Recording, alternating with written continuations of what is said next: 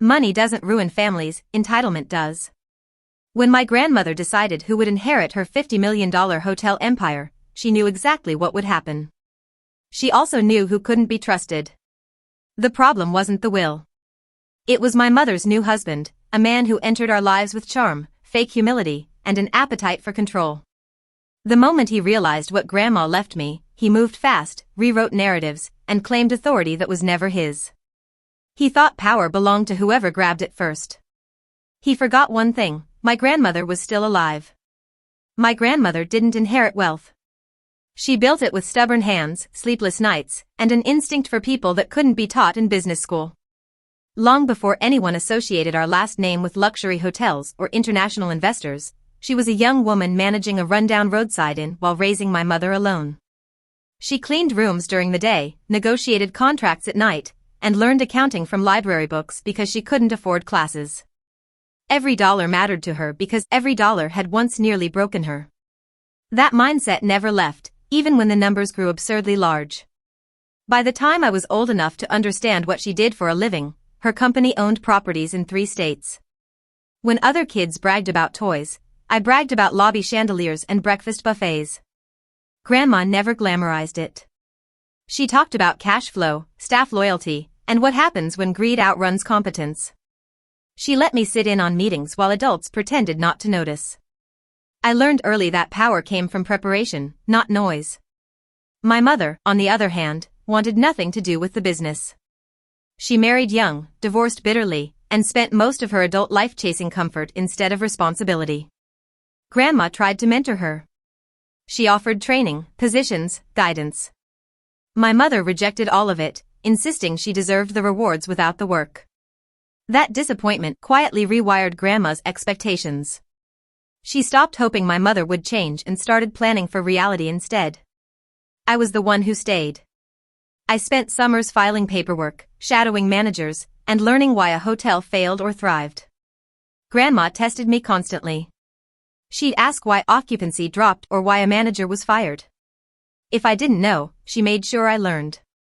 She didn't praise easily, but she trusted deliberately. When I graduated college, she didn't hand me an executive title. She handed me responsibility. By the time I turned 26, I understood the scope of what she controlled. The empire wasn't just hotels. It was land holdings, licensing agreements, supplier contracts, and a corporate structure designed to survive her absence. She never hid that she was preparing for the end. Death didn't scare her. Chaos did. She hated the idea of something she built being dismantled by people who didn't respect it. That's when she changed her will. She told me directly, without ceremony or apology. She said I was the only one who saw the business as something living, not something to consume. She said my mother confused inheritance with entitlement, and that mistake would destroy everything if left unchecked. Grandma didn't disinherit my mother out of cruelty. She structured the estate to protect the company from her. What she didn't anticipate was how fast greed could infect someone new. When my mother remarried, Grandma watched quietly. Her new husband arrived with compliments, curiosity, and far too many questions about ownership. Grandma answered none of them.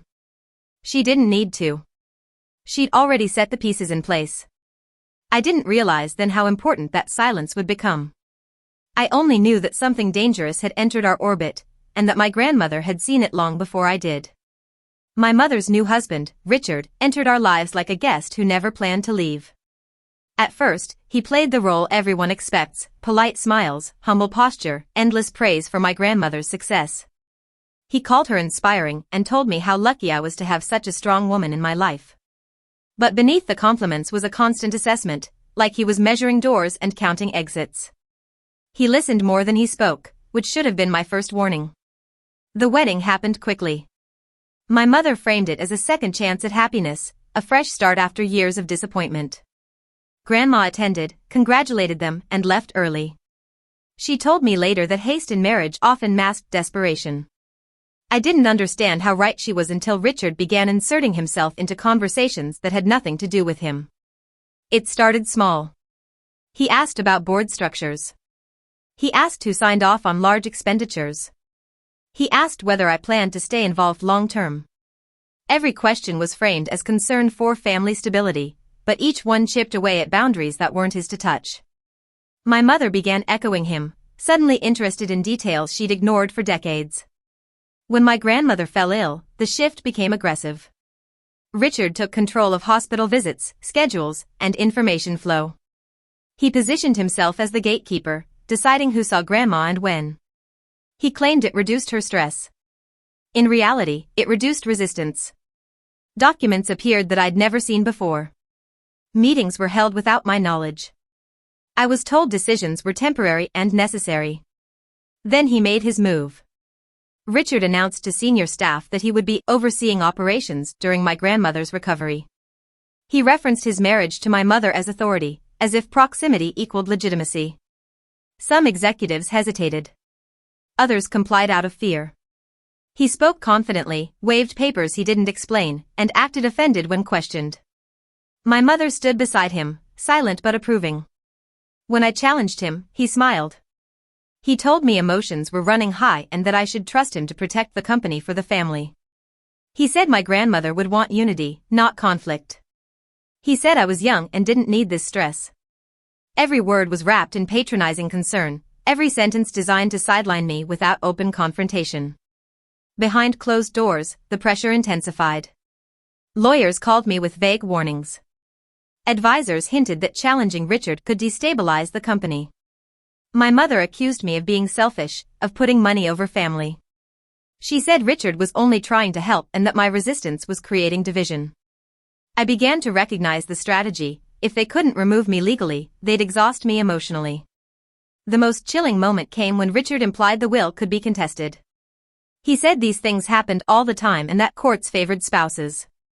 He suggested I accept a reasonable settlement and walk away gracefully.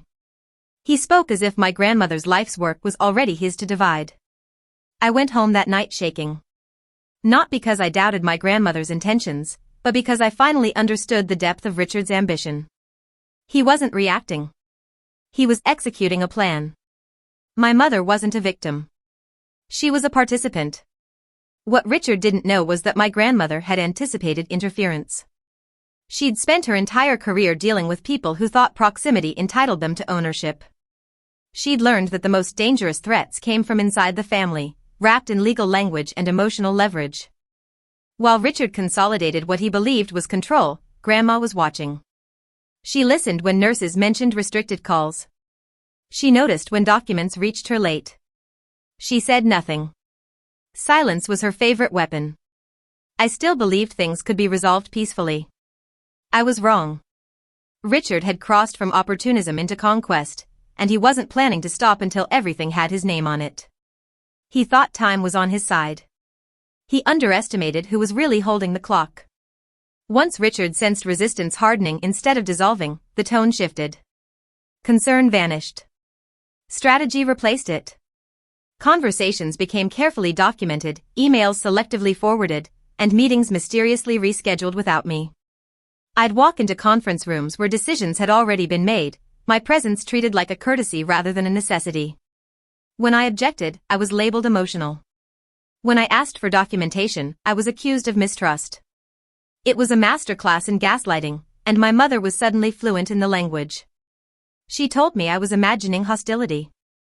She said Richard admired my dedication and only wanted guidance. She accused me of projecting my fears onto him because I couldn't handle change. Hearing my own mother rewrite reality so effortlessly hurt more than Richard's manipulation. Betrayal stings differently when it comes from someone who raised you. The legal pressure escalated next. I received letters suggesting mediation. Not invitations, warnings. They hinted at drawn-out litigation, public scrutiny, and reputational risk. Richard framed every threat as a favor, insisting he was trying to spare the company embarrassment. He wanted me isolated, convinced that resistance would destroy what I was trying to protect. What unsettled me most was how quickly people complied with him. Executives who once deferred to my grandmother suddenly deferred to paperwork Richard produced. Account access changed. Approval chains rerouted. It felt like watching someone dismantle a house by quietly removing load-bearing walls while insisting everything was stable. I tried to speak to my grandmother directly, but access remained limited. Calls went unanswered. Messages were delayed. Nurses apologized, claiming new instructions. When I finally managed a brief conversation, she sounded tired but alert. She told me to stay calm, to observe, and to document everything. Her voice carried no panic, only patience. That steadiness anchored me when everything else felt unmoored. The breaking point came during a board meeting I wasn't supposed to attend. I walked in unannounced and listened as Richard presented himself as interim authority. He spoke confidently about restructuring leadership, including my future transition out of daily operations. The words felt surgical, precise, designed to make my removal sound inevitable. My mother nodded along, eyes fixed on the table. I interrupted him. I asked where his authority originated. I asked why I hadn't been notified. I asked why the board was entertaining decisions based on assumptions instead of verified directives. The room went quiet. Richard smiled and told me we'd discuss it privately. The board avoided my eyes. That silence told me everything. After the meeting, my mother confronted me. She accused me of humiliating her husband and jeopardizing family unity. She said Grandma would be disappointed in my behavior. That was the moment something inside me hardened. She wasn't defending peace. She was defending access. I realized then that Richard's greatest advantage wasn't legal maneuvering. It was emotional leverage. He knew my mother's need for validation outweighed her loyalty to me. He exploited it relentlessly. Watching that realization settle was like mourning someone who was still alive. I went home and reread every document my grandmother had ever shared with me. Trusts. Contingencies. Letters. She'd warned me, indirectly, about situations exactly like this. She'd built redundancies into everything. Control didn't flow through marriage. It flowed through competence and proof. Richard assumed intimidation would exhaust me. Instead, it clarified everything. I stopped arguing emotionally and started preparing methodically. I documented every obstruction. I saved every contradictory instruction. I compiled timelines, emails, and witness accounts. I didn't confront him again. I waited. Because I finally understood what my grandmother had been doing all along. She wasn't losing control. She was letting him reveal himself completely. And once he did, there would be no room left for him to hide. The call came on a Tuesday morning, ordinary enough to feel like a trap. My phone lit up with my grandmother's number, not the hospital line, not a nurse, but her direct contact. I stepped outside, heart pounding, and answered before the second ring ended. She didn't ask how I was. She didn't ask what was happening. She said, "It's time," with the same tone she used when a decision was already final. She told me to listen carefully and write nothing down. Richard had underestimated her health and overestimated his reach. While he controlled access to her room, he hadn't controlled her advisors. She had noticed every delay, every restriction, every sudden appearance of documents she hadn't authorized. She'd allowed it because impatience exposed intention faster than confrontation ever could. That morning, she made one call after another. First to her attorney, activating clauses that required immediate board review when operational interference occurred during medical incapacitation. Then to the trust administrator, who froze executive authority pending verification of consent. Then to the board chair, who suddenly realized the temporary oversight he'd approved placed him personally at legal risk. I arrived at headquarters to controlled chaos. Executives whispered. Assistants rerouted calls. Richard stood in the center of it all, phone pressed to his ear, face tight with confusion. The confidence he wore like armor had cracked. He kept saying he was handling it, that it was a misunderstanding, that paperwork would clarify everything. No one answered him. The emergency board meeting convened within hours. This time, I was formally invited. Richard wasn't. He arrived anyway, insisting his presence was necessary. Security stopped him. Watching that unfold felt surreal, like witnessing gravity suddenly reassert itself after a long suspension.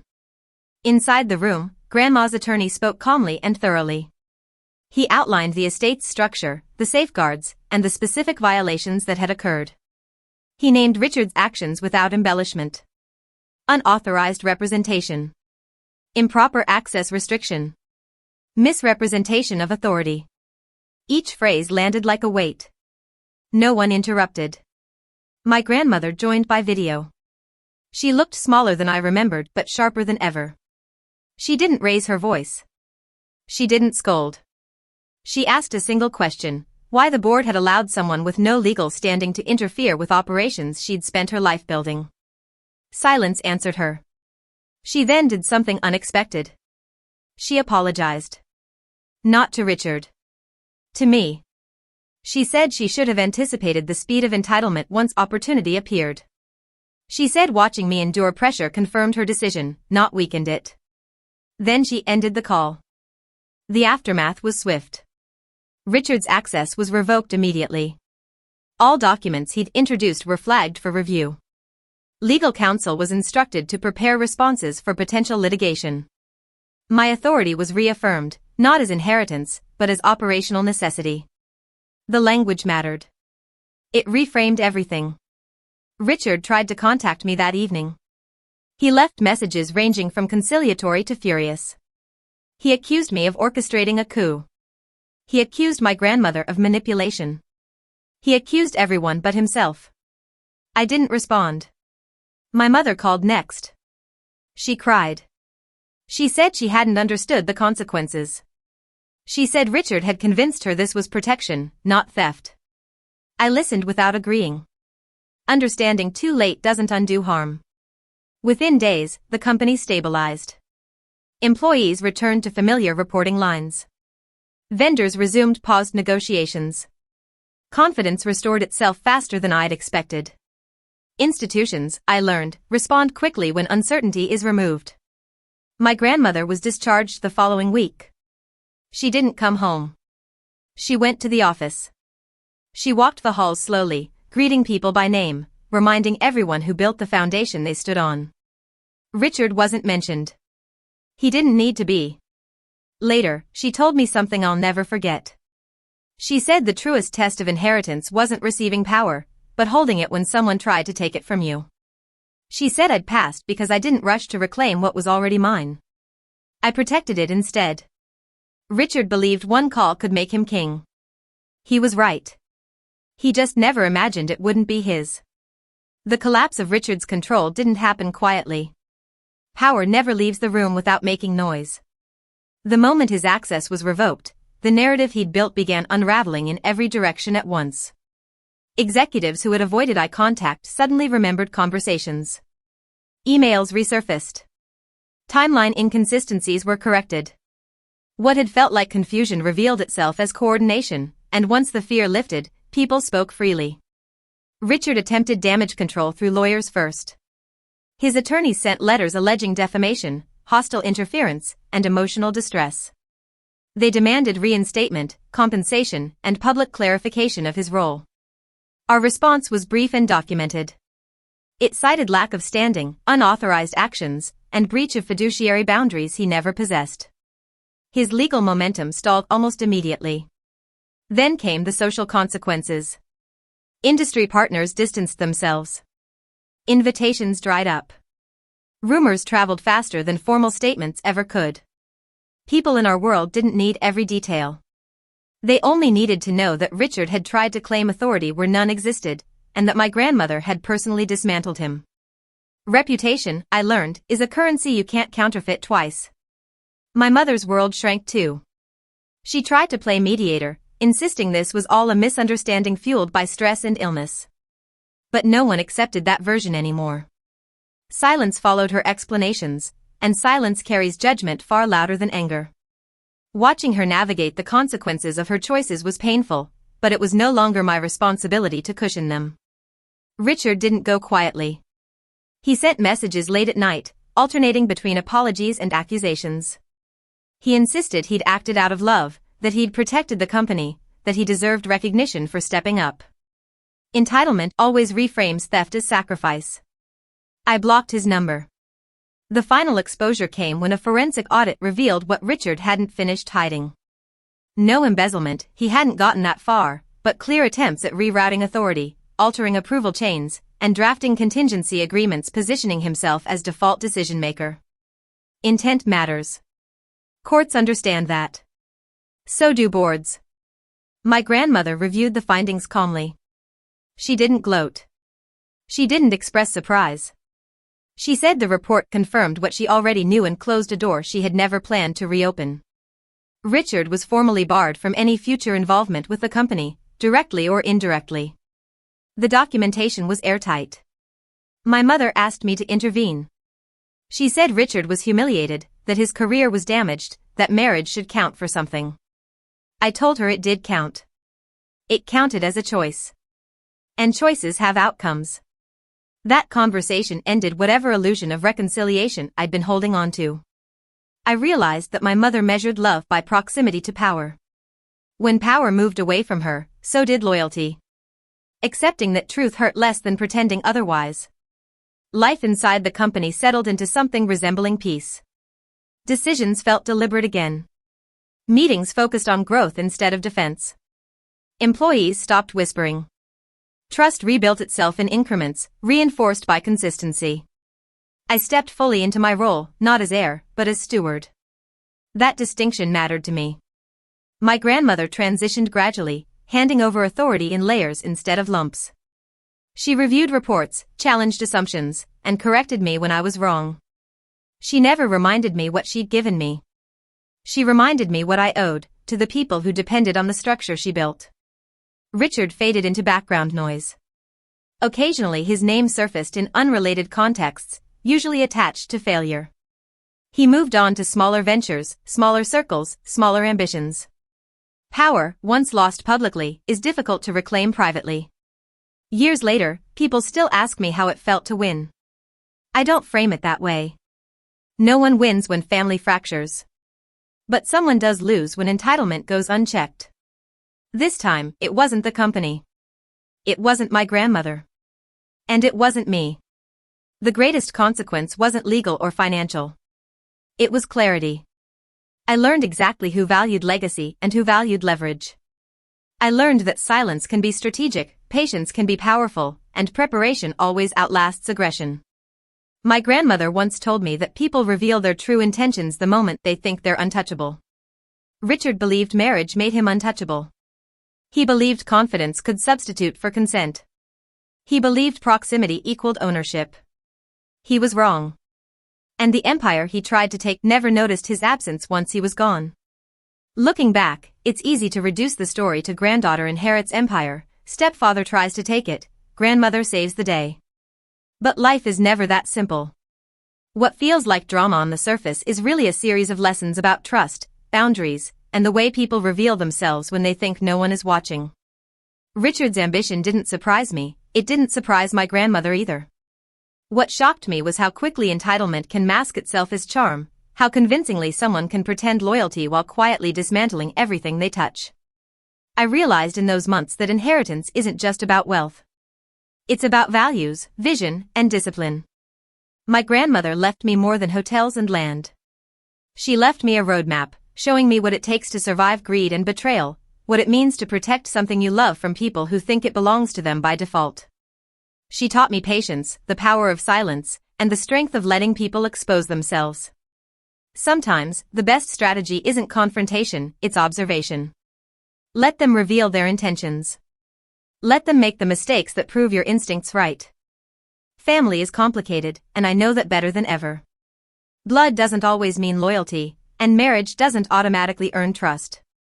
My mother made choices that hurt me deeply, and she still loves me in her own way, but I can't ignore the reality that her alignment often favored convenience over integrity.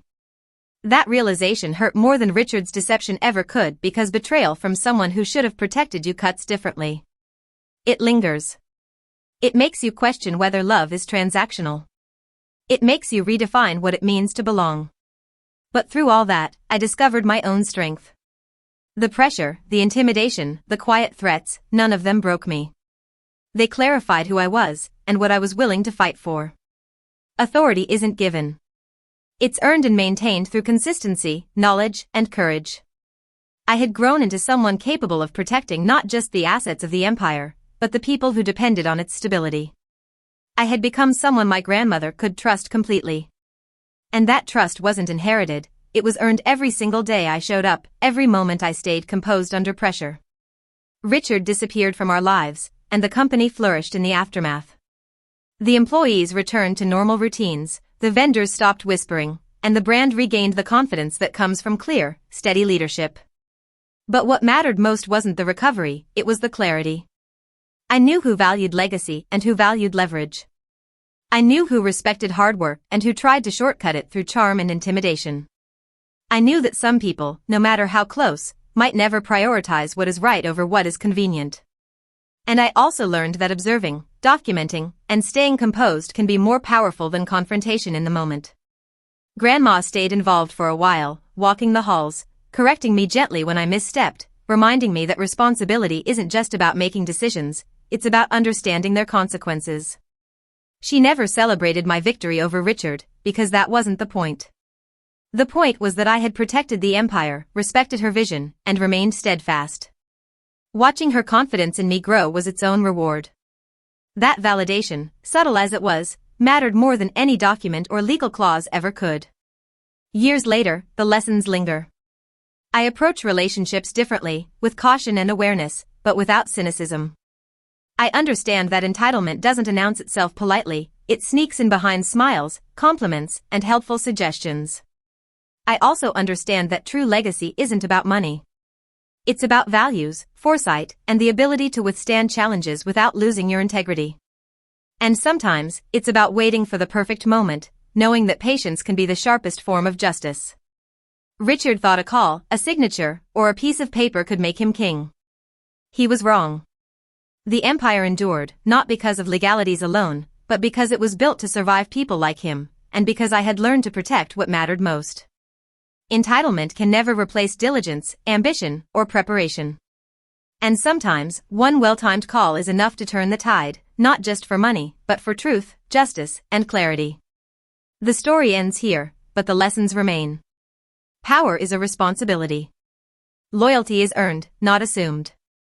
And when someone tries to take what isn't theirs, patience, observation, and preparation can be more effective than confrontation. I am Caitlin, the granddaughter, the steward, and the protector of the empire my grandmother built. And now, after everything, I understand exactly what that really means.